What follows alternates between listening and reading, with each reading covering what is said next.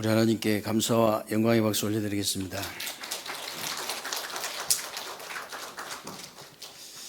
오늘도 여러분들이 하나님 앞에서 예배를 최고로 성공하게 되시길 바라고요. 오늘 예배를 통해서 여러분들이 그리스도를 본받아 가지고 충성된 증인들로 다 세워지는 그런 축복된 예배가 되시기를 주님의 이름으로 축원합니다. 오늘은 여러분들이 요한계시록을 읽으셨는데요. 요한계시록 역시 이 사도 요한이 AD 95년부터 96년 사이에 죽음의 섬이라고 하는 반모섬에 유배가 돼가지고 거기서 쓴 것이다, 그렇게 기록이 되어 있습니다. 그러면 사도 요한이 요한계시록을 쓰게 된 배경이 도대체 뭐냐? 그때 당시만 해도 로마 제국이요, 로마 황제를 숭배를 했어요. 그리고 이 로마 황제를 주로 이렇게 믿은 그런 시대였습니다. 그런데 어느 날 갑자기 예수가 그리스도라고, 예수 그리스도를 주로 믿는다고 하는 그런 그리스도인이 나타난 거예요. 그러니까 완전히 막 적대적으로 핍박을 하는 겁니다. 적대적으로. 그래서 그런데 지금도요 보면은 계시록은 닫혀 있는 책이다, 아무나 열 수 있는 책이 아니다 그러면서 나만 열 수 있다, 그래서 새빨간 거짓말을 이렇게 하고 그런 이단들이 많이 일어나는데요. 계시록은 닫혀 있는 책이 아니고요, 모든 것을 보여주는 계시의 책이라는 사실을 여러분들이 믿으시기를 주님의 이름으로 축원합니다. 그래서 오늘 1절 시작부터 그렇게 되어 있잖아요. 예수 그리스도의 계시라 그랬어요. 계시. 이 계시란 말은 무슨 말이냐면요, 헬라어로 아포칼리시스라는 단어인데 폭로했다, 덮개를 벗겨버렸다, 드러났다, 이런 뜻이 있어요. 그러면서 이제 하나님이 그에게 주사 반드시 속히 일어날 일들을 그 종들에게 보이시려고 그랬는데, 이 보이시려고 한 이 단어도 원문에 보면은 데이큐님이라는 이제 단어인데요, 설명하다, 또 증명하다, 보여주다, 이런 뜻이 있어요. 그 계시록은 닫혀 있는 책이 아니고 실제로 하나님이 사도 요한을 통해서 폭로하시고 덮개를 벗겨놓으시고 다 드러내시고요, 다 보여주시고 다 또 설명해 주시고 증명까지 해 주신 책이다, 믿으시기 바랍니다. 성경에 그렇게 나와 있잖아요. 그런데 이런 말씀을 지나치게 해석을 해가지고 우리 대한민국에만 해도요, 이 계시록을 자기 마음대로 해석하고 이래가지고 이단들이 얼마나 많이 일어나는지 몰라요. 그리고 여호와 증인 같은 데는 아예 그냥 율법적으로 해석을 해가지고 14만 4천밖에 구원 얻을 자가 없다고 그렇게 해석을 하는 데도 있어요. 그래가지고 자기들이 전 세계 14만 4천이 넘어버려서 그 어떻게 해요? 어떻게 하겠어요? 그래서 이 사도 바울도 이 천국이 1층만 있는 게 아니고 2층, 3층도 있다. 그래가지고 그렇게 하는데도 또 사람들이 이렇게 따라가는 거 보면 참 신기하고 놀라운 일이에요.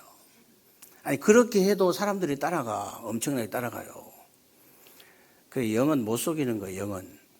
여호와 증인들 혹시 얼굴 보셨습니까? 길가에 섰는 사람들 똑같습니다. 왜 그러냐? 영이 똑같아가지고. 영이 똑같으면 똑같아져요. 우리 그 다락방 멤버들 다 비슷비슷하잖아요. 왜 그러냐면 영이 똑같아가지고. 가면 형제처럼 보여요. 형제라고 그래요. 형제같이 비슷비슷해 다. 왜 그러냐? 영이 똑같아서. 여러분들이 진짜 이렇게 그 복음으로 딱 하나 돼버리면요, 사람이 비슷비슷하게 보입니다.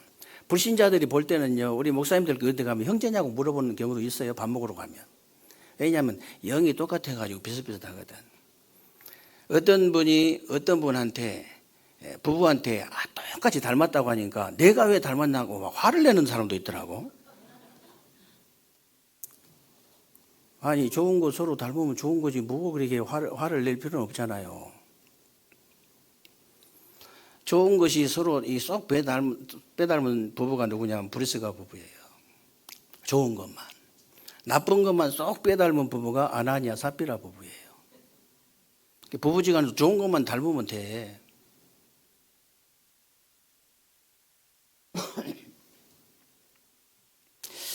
영적인 DNA가 좀 센 쪽으로 많이 담겠죠.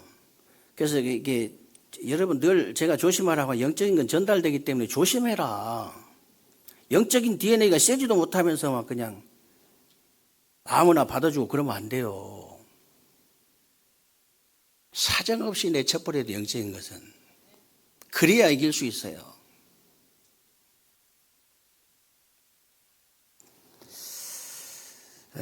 그러고 이제 계시록에는요, 이 사단 그 얘기, 뭐 천군 전사 얘기, 하늘나라 얘기로 이제 가득 차 있는데, 이 말씀을 또 이렇게 축소시키는 사람들도 있어요. 그러면요, 그러면 안 됩니다. 말씀을 줄이거나 늘리면 안 되잖아요. 그래서 여러분은 칼빈 목사님 얘기대로요, 말씀이 서면 서고, 말씀이 가면 가는 거예요, 그냥. 말씀대로 하면 되는 겁니다.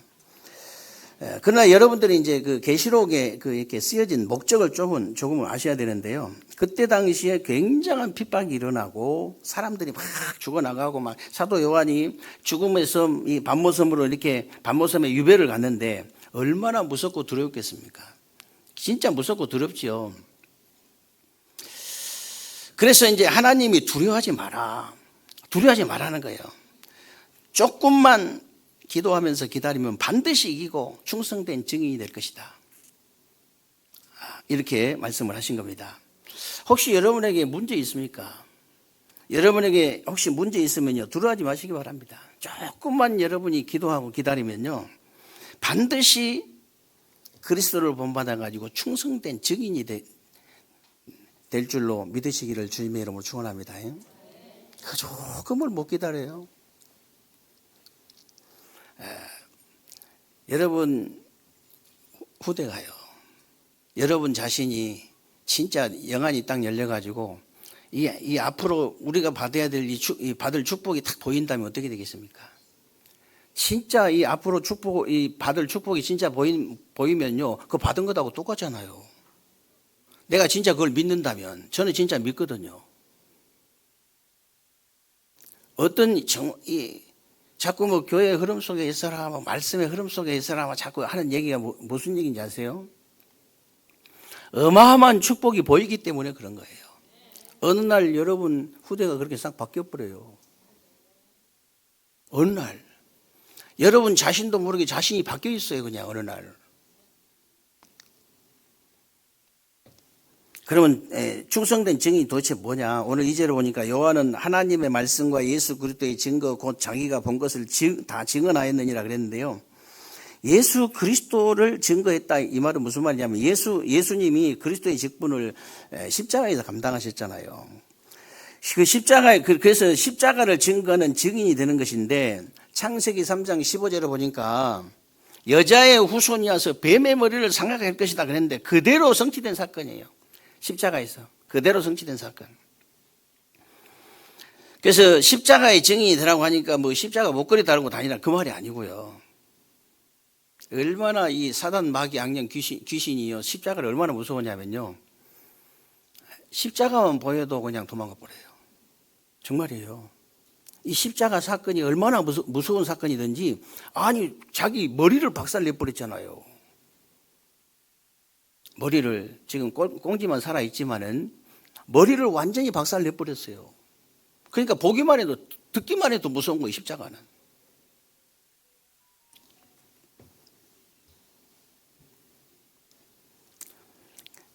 십자가 그 정도가 아니고요. 여러분이 뭐 그런 말이 아니고 우리 인간을 반드시 멸망시키는, 십자가는요, 우리 인간을 반드시 멸망시키고야만은 창세기 3장 지옥과 저주와 사탄의 권세를 완전히 해결하신 참된 선지자, 참된 제사장, 참된 왕의 직분을 감당한 그리스도의 사건이에요. 그걸 증거해라. 그 증인이 되라. 이 십자가 사건을 증거하는 그 증인이 되라는 거예요.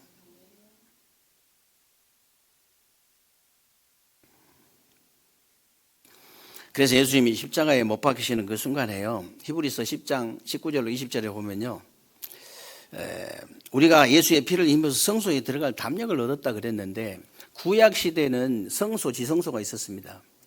성소에는 우리 일반 이제 백성이 들어가는 것이고 지성소는요 대제사장만 들어갈 수 있어요. 하나님이 계신 곳입니다. 그런데 그 성소와 지성소를 가로막는 휘장이 있었어요. 휘장. 그 휘장이 있어서 예수님이 십자가에 못 박히는 그 순간에 그 성소에 있는 휘장이 위에서부터 아래로 찢어져 버렸어요. 근데 히브리서 이 10장 19절로 20절에 뭐라고 되어 있냐면요. 그 휘장은 예수님의 육체니라 그랬어요. 예수님이 십자가에서 자기 육체를 찢어가지고 하나님 만날 수 있는 길을 막바로 열어버린 거예요. 대제사장을 통해서 구약시대는 하나님 만났는데 그럴 필요 없다 이제. 내가 곧 길이다 진리다 생명이다. 나로 말미암지 않고는 아버지께 올 자 없다. 막바로 하나님 만날 수 있는 길을 열어버린. 그걸 보고 우리가 참된 선지자의 직분이라고 그래요. 참된 선지자의 직분. 그리고 히브리서 9장 12절로 14절에 보면요. 염소피도 아니고 송아지 피도 아니고 오직 자기 피로 영원한 속죄를 단번에 이루셨다 그랬거든요. 구약시대는 여러분이 예배 드리러 가면 반드시 살아있는 짐승 끌고 가야 됩니다. 양이 없는 사람은 염소, 염소가 없는 사람은 비둘기라도 꼭 가지고 가야 돼요. 그래서 죄사함을 어떻게 받느냐. 여러분 머리 위에 대제사장이 손을 얹고 그 짐승 위에 손을 얹어가지고 죄를 옮기는 기도를 해요. 그래서 그 짐승에게 양에게 죄를 옮기는 기도에서 그 양의 목을 찔러가지고 피를 받아가지고 그 피를 이 지성소에 그 제단불에 갖다 부어야 여러분 죄가 해결되는 거예요. 지금은 그럴 필요가 없어요. 마가복음 10장 48절에요. 인자에 온 것은 성김을 받으러 온 것이고 도리어 성기라고. 자기 목숨을 많은 사람들의 대속물로 주려 함이니라. 예수님이 십자가에서 우리의 죄와 저주를 해방하신 참 제사장의 일하신 직분이다 그 말이에요. 그리고 히브리서 2장 14절 15절을 보면요. 예수님이 우리와 같이 혈육을 입은 것은 사망의 세력을 잡은 자 곧 마귀를 없이 하시며 그랬거든요. 마귀. 무슨 말입니까? 우리의 원수 사단의 권세를 완전히 깨뜨리신 참된 왕의 그 직분을 감당하신 거예요. 십자가에서. 그러니까 얼마나 무섭겠어요, 사단이 십자가에서. 이 십자가 사건이 그리스도 사건인데 그리스도 이 사건을 여러분이 증거할 때, 증인으로 설 때 얼마나 무섭겠냐 그 말이에요.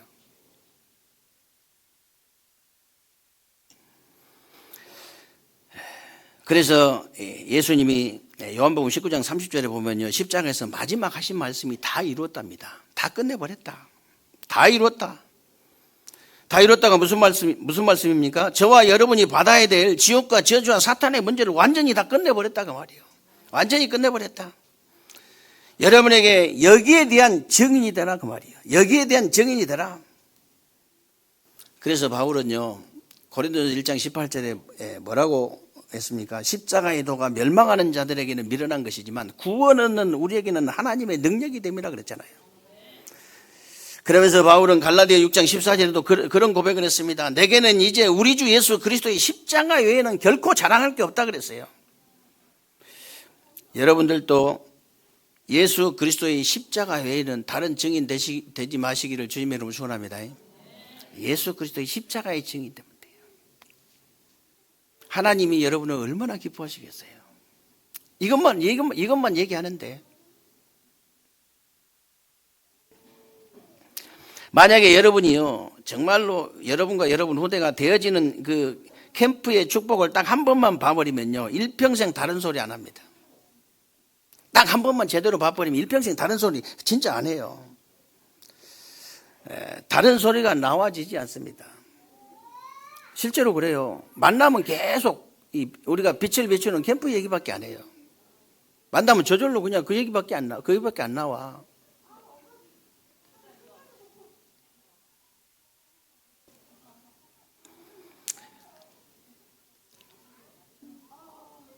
그래서 이제 우리가 그 다음 주에 우리 이제 공동 회의할 텐데요. 공동회의 때 아마 사업 계획이 나올 겁니다.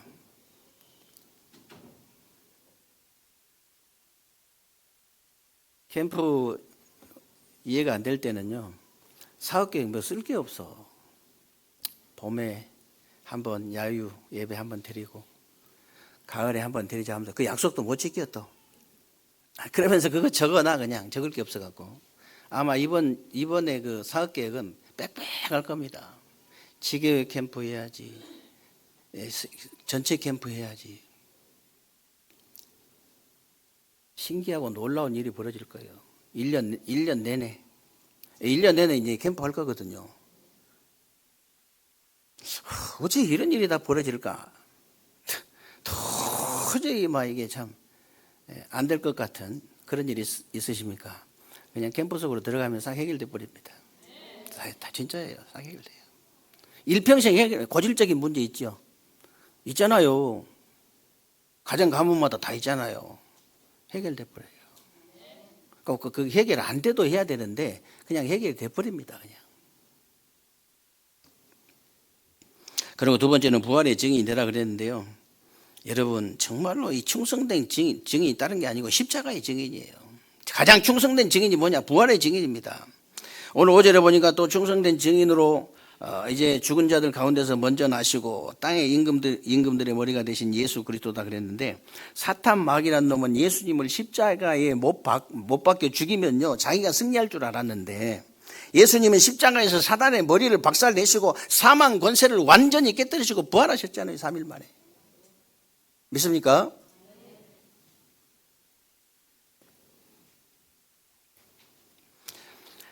부활이란 말은 이게 죽었다 깨났다 그 말이 아니고요. 예수님 부활하셔가지고 제자들에게 들어오셨는데, 들어오실 때는 문으로 들어오셨다가 나가실 때는요 벽으로 그냥 나가셨어요. 벽으로. 무슨 말이냐면요, 여러분 영원히 살 수 있는 부활체로 완전히 이제 변화가 되신 거예요. 여러분들도 나중에 천국 가실 때는요 부활체로 완전히 영원히 살 수 있는 그 부활체로 변화돼 가지고 천국 가는 겁니다. 그냥 우리 지금 있는 몸으로 가는 거 아니에요. 부활체로 변화돼 가지고 영원히 살 수 있는.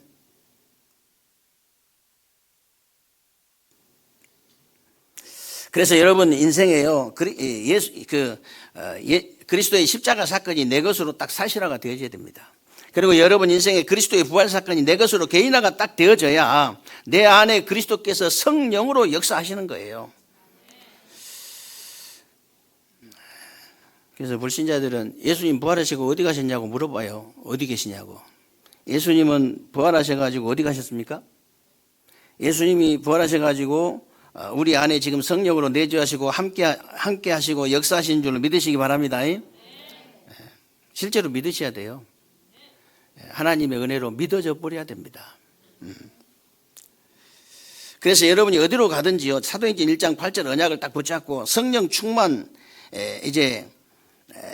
성령 충만달라고 기도하면요 어느 날 여러분들이 권능을 받고 땅 끝까지 증인이 될 줄로 믿으시기를 주님의 이름으로 축원합니다. 그래서 여러분이 성령의 내주 인도 역사는 여러분이 구원받은 사람들이기 때문에 말씀 붙잡고 조금만 기도를 누리면은 성령의 인도를 받게 되고 저절로 성령의 역사가 일어날 수밖에 없다. 여러분이 성령 인도를 받지 않으면요 진짜 성령의 역사가 일어날 수가 없죠. 성령께서 역사하실 틈이 없어요.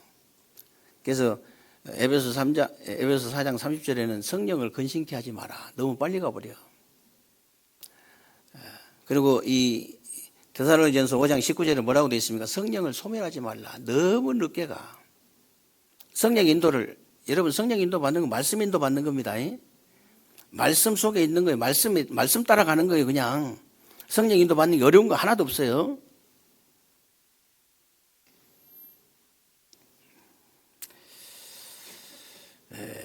그래서 여러분들이 이제 이런 축복을 누리기 시작하면요 성령 인도가 너무 중요하다. 여태까지 내 마음대로 살았구나. 내 경험, 내 지식, 내 마음대로, 내 생각대로 이렇게 살았구나. 이걸 많이 느끼실 거예요. 여러분들이 저도 이번에 이제 이 캠프 정말 이제 선교 캠프잖아요. 성령 인도받는 선교 캠프 될 수 있도록 여러분이 기도해 주셔야 돼요. 제가 14강을 해야 되는데요. 1시간씩 14강 그러면은 강의는 30분으로 줄이려고요. 다 알아듣지도 못하고 어려운 말 해봐야. 통역해가지고 일단 통역 한번 해버리면 몇 프로 알아듣는다고요? 50%입니다. 아프리카 가면은 2번 통역해버려. 그러면 25% 알아들어요. 14일 것도 없어. 25% 알아듣는데 뭔 열을 내? 25% 알아듣는데 여러분은 100% 다 알아듣잖아요. 뭐 이제 말은 다 알아듣지 말은. 근데 말도 그렇게 다 못 알아들어요. 근데 뭐 제가 30분만 1시간 강의하는데 딱 30분만 하고 30분은 포럼하려고 합니다. 완전히 그 포럼 문화까지는 아니라도 포럼이 뭔가를 제대로 좀 이해시키고 오려고요. 제대로.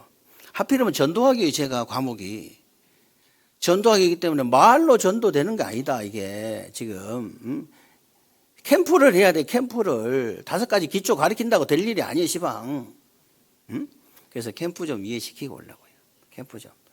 제가 이게 은혜를 받았잖아요. 따끈따끈해. 은혜 받을 때 가서 음식도 따끈따끈할 때 먹어야 좋잖아요. 따끈따끈할 때 제가 포럼 좀 하고 오려고요. 그래서 무조건 일방적으로 메시지 받아야 될 때도 있어요. 아무것도 모르는데 그러면 뭔 포럼을 합니까? 근데 이제 지금 학교 시작돼가지고 지금 제가 이제 마지막에 2번째인가 지금 갔습니다. 왜냐하면 제가 좀 바빠가지고 무조건 이제 뒤로 이렇게 맨 뒤로 밀어놔 있는데 마지막이 2번째예요. 그래서 여러분들이 계속 진짜 성령의 인도를 제대로 받는. 제가 제 맘대로 여기서 생각난 대로 제 맘대로 가면 안 되죠, 그죠? 가서 현장에 가서 제 맘대로 해버리면 됩니까, 안 됩니까? 그 성령 인도 아니잖아요. 저는 무조건 기본적인 게 있습니다. 기본적인 게 뭐냐면 어떤 선교사님이든지 선교사는 무조건 돕는다. 이유 없어요. 이유 있으면 안 돼요. 잘하든 못하든 상관없습니다. 무조건 저는 도와요. 선교사는.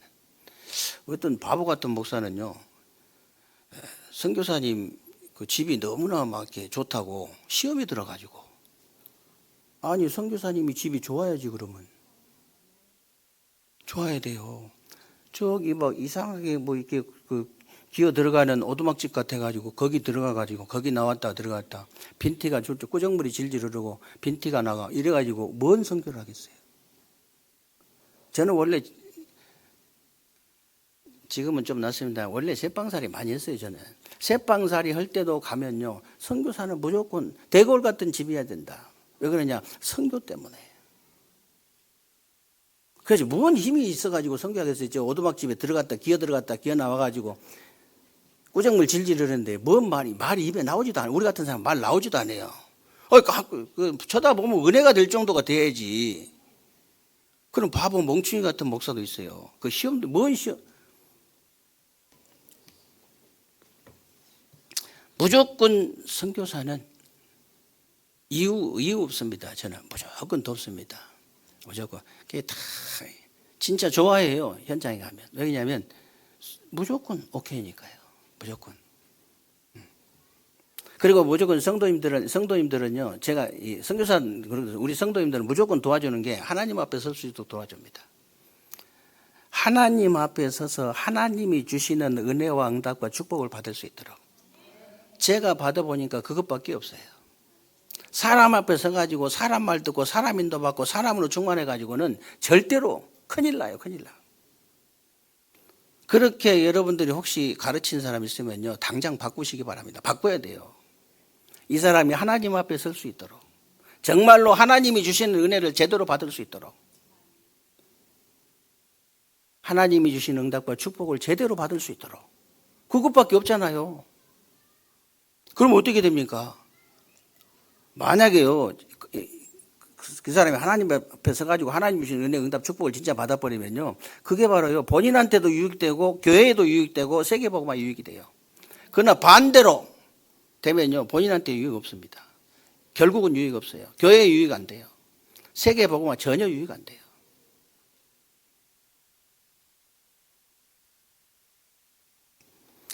성령 인도 받는단 말이에요. 그렇게 중요한 말이에요.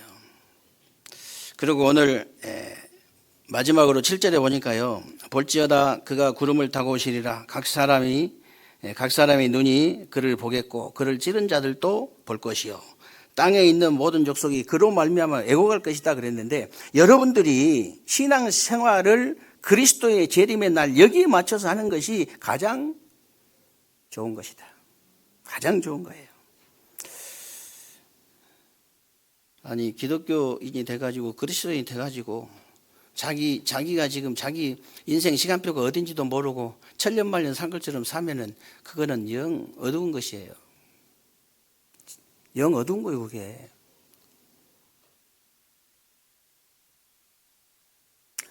마태복음 21장에 보면요, 예수님이 길을 가시다가 무화과 철이 아직 아닌데 무화과 열매가 없다고 저주를 했잖아요. 그때 제자들이 바로 질문을 했어야 되는데 질문 안 한 거예요. 지금도 대부분 성도들이 그렇게 신앙생활을 하고 있습니다. 그래서 제가 이번에 이렇게 지금 처음으로 신학교가 시작됐는데요. 물론 사제지간이지만, 물론 가르치는 스승과 제자 사이지만은 완전히 틀을 깨고 오려고요. 완전히. 아무 때나 목사님, 선교사님에게 아무 때나 그냥 쉽게 뭐든지 질문하고 물어보고 의논하고 동역자로 만들어 놓고 오려고요. 아니, 생각 자체를 동역자로 바꿔놔야 돼요. 질문했어야 돼. 질문을 안 한 거예요. 그래서 지금 대충 그렇게 말씀 붙잡고 그냥 지나가 본 사람 많아요. 이거 궁금하면 물어봐야 되는데. 여러분들은요, 무조건 얼마나 좋습니까? 톡이 있지요, 전화 있지요, 메시지 있지요. 아무 때나 그냥 연락만 하면 되잖아요. 교육자들한테 물어본 거 그거 형 아니에요. 그러면 이제 무화과나무가 비유가 뭡니까? 무화과나무는요, 이스라엘인데 전도 성경의 열매를 맺지 못하는 이스라엘을 예수님이 저주하시겠다는 거예요. 다시 말하면 신자가 축복을 받고 저주를 받는 이유가 이것밖에 없다고 말이에요. 신자가.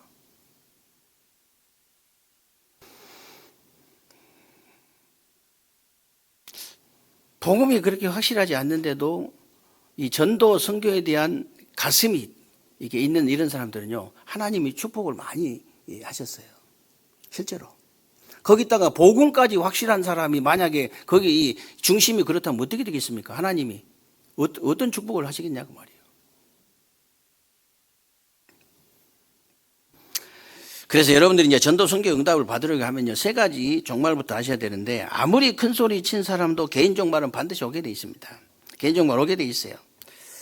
그리고 잘 나가던 애국과 바벨론과 노마가 없어진 것처럼 이제 시대 종말도 반드시 오게 돼 있다. 오게 돼 있습니다. 그리고 지구 종말이 오는데요, 이걸 보고 우리가 재림의 날이다 그런 거예요. 재림의 날. 그래서 성경에는 재림이 도적같이 임한다는 말씀도 있고요. 천사장의 나팔 소리와 같이 모든 사람이 이제 볼 수 있도록 오신다고 했는데, 그게 중요한 게 아니고요. 정말로 여러분들이 중요한 것은요, 늘 깨어서 기도하는 것이 중요한 거예요. 늘 깨어 있어라고 그랬어요. 늘 깨어 있어라.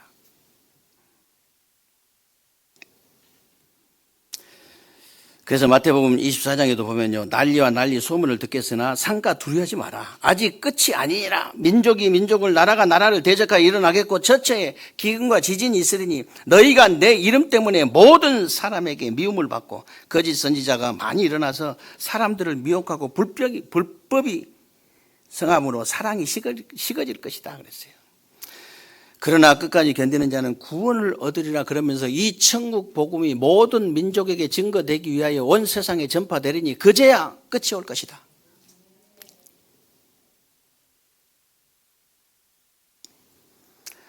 여러분 인생 시간표를 여기다 맞추시기 바랍니다.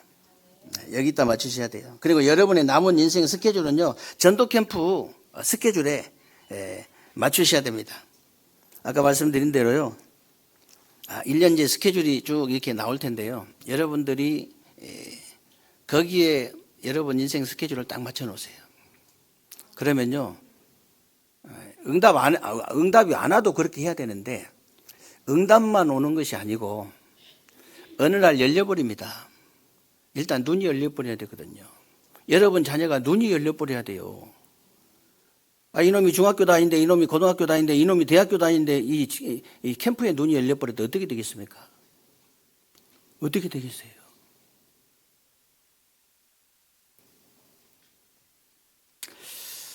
저와 여러분이 별로 한 거 없는데요. 도대체 하나님께서 우리를 어떻게 보시고 이런 축복을 주시는지 제가 이해가 안 갈 정도입니다. 이해가 안 갈 정도예요. 새로운 이제 한 해를 마무리하고 또 우리가 뭐 성전 건축 정도가 아니고요.